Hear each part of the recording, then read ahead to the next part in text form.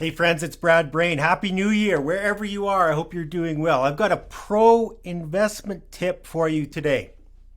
Now, this one's actually useful. I just saw on Twitter this morning how somebody was flogging their stock tips, and all you had to do was follow their advice. They would turn your $600 into $13,000. Well, it sounds good, doesn't it? But this is one that will actually be useful for you. Okay, it's called dollar cost averaging. Now, don't get intimidated by the flashy name. This is a simple idea, and here's the key part. This is an idea that really works. There's two reasons why it works. One is math, the other is human nature. We're going to talk about both. Okay, so on my screen here, this is a piece of paper that I've been packing around since the 1990s. The early 90s too, by the way. This is almost 30 years I've had this piece of paper in my possession. And I still use it to show people how dollar cost averaging works. And why has it stood the test of time? Because the truth doesn't change. Okay, so let's say that you are going to put $100 a month into your long-term investment. Maybe it's your TFSA, maybe it's your RRSP, maybe it's your kids' RESP, maybe you're doing all three, okay? And you're just putting away a regular amount of money on a regular time period. Now, whether you've ever labeled it as dollar cost averaging or not, that's what you're doing. You are dollar cost averaging. So simply, all we're doing is putting a regular amount of money away on a regular time period. And I'm going to show you three scenarios of what could happen if a person was to invest $100 per month. Okay, so now the details on this are important. This is just the math is what we're going to look at now. So whether it's a TFSA or RSP, none of that's not this presentation. Okay, so what we're going to do is just simply look at the mathematics of investing $100 a month in a world where the price will change from month to month. Okay, so in our first scenario here, what we've got is something that starts at $5 a share, and it goes up nice and smooth and steady until it finishes at $10 a share. All right, now what that means is if we're investing $100 a month and we start at $5 a share and we end at $10 a share, if I was to ask you what is the average price that we would pay? Now, intuitively, a lot of people will say, okay, well, we start at 5 and end at 10, so the average must be right in the middle. We pay $7.50, right? No, that's the intuitive answer, but that's not the right answer. And why that is because we're not buying the same amount of units every month. Okay, this is where the simple math comes in. When what we are buying costs $5 a share, what it means is now we're going to get 20 shares for our $100. When the price goes up to $10 a share, we haven't changed how much we're putting in. We're still just putting in $100, but now what we're buying costs more. So what that means is when it costs $10 a share, now we're only going to get 10 shares for our $100, okay? All right, so why do we care about this? Well, I'll tell you why.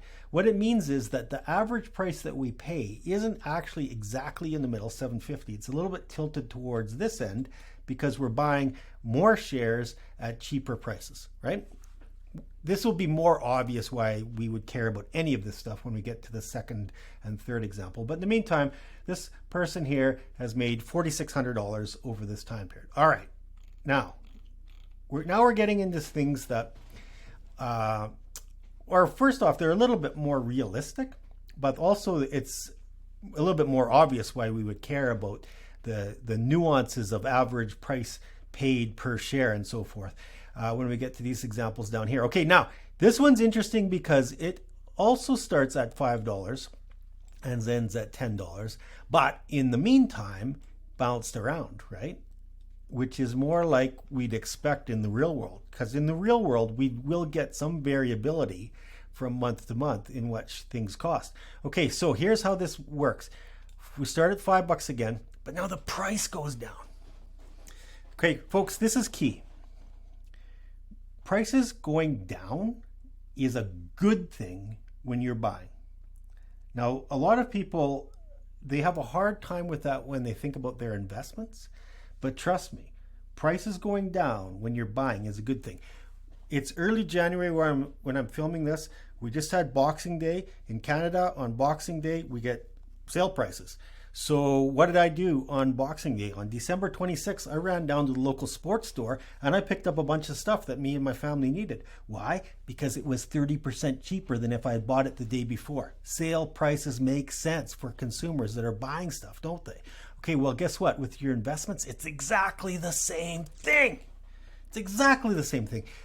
People have a hard time with that. Often they struggle with it because what happens is when things come down, you have to remember that there's a reason for that. Often the future is uncertain. Perhaps the future is cloudy. There's some reason why things come down in price. And lots of times it's hard to commit to making an investment when the future is unclear. But let's circle back to that point in a minute.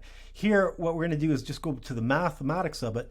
$5, when it goes down to $3, well, now we're going to get 33 shares for our $100, right? Price goes up, price goes down, price goes up, price goes down.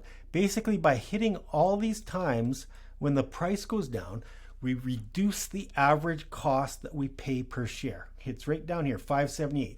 Now, this starts at 5 and ends at 10, just as we did in the first example, but now we paid less to purchase the investment, and by paying less, we end up making more.